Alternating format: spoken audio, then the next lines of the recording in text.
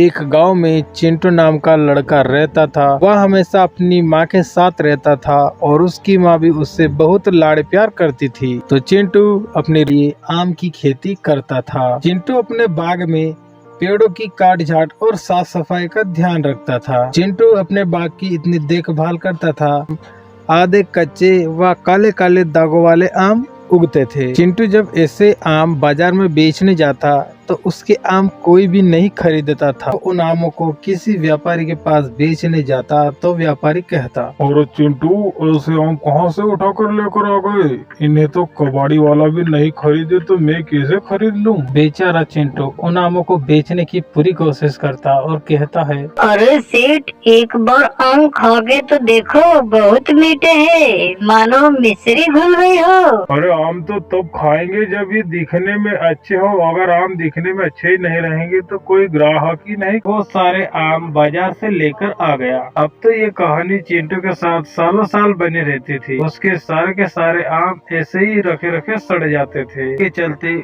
चिंटू के ऊपर कर्ज का बोझ बढ़ते ही जा रहा था। अब तो कर्जदारों ने उसके घर के सारे सामान भी ले जाना चालू कर दिया ताकि वो अपना कर्ज वसूल सके। उन्हीं कर्जदारों में से एक था लाला सेठ। वो भी एक आम के बगीचे का व्यापारी ही था, जिसके आम बाजार में बहुत ही। सेठ को चिंटू के उसके घर में रहना बिल्कुल भी उसे पसंद नहीं था। दरअसल बात यह है कि चिंटू के पिताजी ने लाला सेठ को एक बार जोरदार थप्पड़ मारा था, जिसके बाद से चिंटू के परिवार पर लाला सेठ की आंखों में खून सवार था। और अब तो चिंटू को कर्ज में देखकर लाला सेठ की खुशी का ठिकाना ही नहीं था। और चिंटू, सुना है कि तुम ज्यादा ही कर्जे में हो।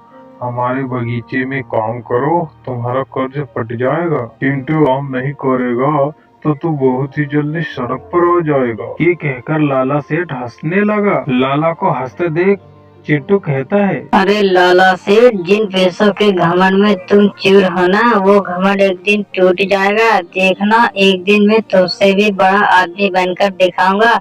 और हाँ, तेरे यहाँ काम करने से अच्छा तो मैं सड़क पर रह लूंगा। इतना सुनकर लाला सेठ गुस्से में लाल हो गया और कहने लगा, अरे चिंटू, बात अपनी ओके। 2 हफ्ते, बस 2 हफ्ते का टाइम दे रहा हूँ मैं तुझे। उसमें मेरा कर्ज वापस करना होगा, नहीं तो मैं तेरा सामान और तेरे घर की नीलामी चालू कर दूंगा, समझे? ये कहकर लाला सेठ गुस्से में चला गया। माँ, अब हम लाला सेठ का कर्ज कैसे देंगे? इस गांव में तो कोई कर्ज देना ही नहीं चाहता हमको। पता नहीं माँ, अब इसका कर्ज 2 हफ्तों में कैसे चुका पाऊंगा मैं। तभी चिंटू और उसकी माँ दोनों फूट फुआने कहा, बेटा तुम शहर जाकर देखो, कुछ हो जाए तो। अगले दिन चिंटू शहर में गया, लेकिन उसे अनजान समझकर किसी ने उसको कर्ज नहीं दिया। शाम को थक हार कर जब चिंटू घर की तरफ लौट रहा था, तभी उसे रास्ते में एक साधु बाबा जमीन पर गिरे हुए दिखाई दिए। चिंटू ने जब पास जाकर देखा तो बाबा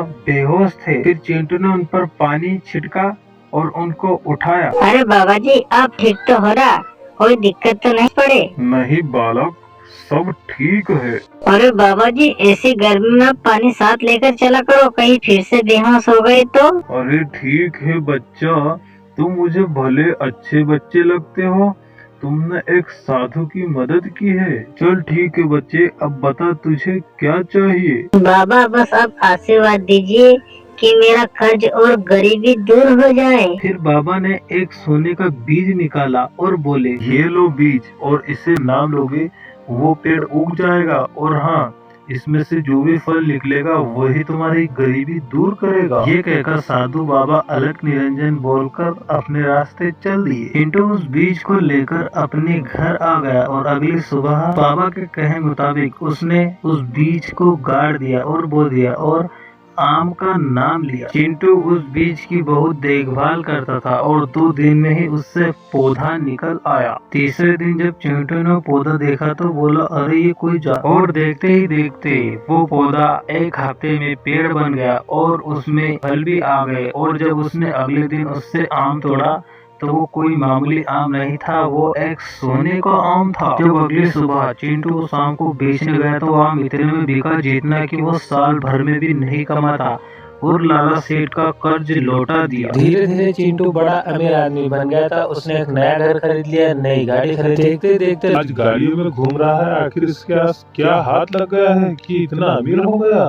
जाकर देखता। चिंटू को पूरा भरोसा था कि लाला सेठ मेरी अमीरी से जलेगा, इसलिए उन्हें सोने के आम के आसपास जाल बिछा दिया और लाला सेठ को ये पता नहीं था। जब लाला सेठ चिंटू के बगीचे में पहुंचा तो उसने देखा कि यहाँ पर सोने का आम लगा है। हाँ, ये राज है इस फकीर की अमीरी का। अभी इसकी सारे के सारे आम गायब कर दूंगा। जैसे ही सोने के आम जाल में पड़ गया और वो जाल में फंस गया। लाला सेठ उस जाल में फंस गया और निकलने की पूरी कोशिश की और नहीं निकल पाया तो चिल्लाने लगा, बचाओ बचाओ बचाओ। उसी समय चिंटू वहाँ पर आया और लाला सेठ को जाल में फंसते हुए देखकर बोला, मुझे पता था कि तुझसे मेरी अमीरी नहीं देखी जाएगी, इसलिए मैंने जाल बिछा दिया था। फिर लाला सेठ बोला, अरे मुझे माफ कर दो। अरे अब तो मुझे इस जाल से निकाल दो। अरे माफी तो तुझे ही रह जाएगी। ऐसा बोलकर चिंटू पुलिस को बुला लिया और लाला सेठ को पुलिस के हवाले कर दिया। फिर चिंटू और उसकी माँ दोनों हंसी खुशी रहने लगे। तो दोस्तों, आपको कैसी लगी ये कहानी? अगर आपको ये कहानी अच्छी लगी हो तो वीडियो को लाइक करके चैनल को सब्सक्राइब जरूर कर देना और नोटिफिकेशन ऑल पे जरूर कर लेना, ताकि जैसे मैं वीडियो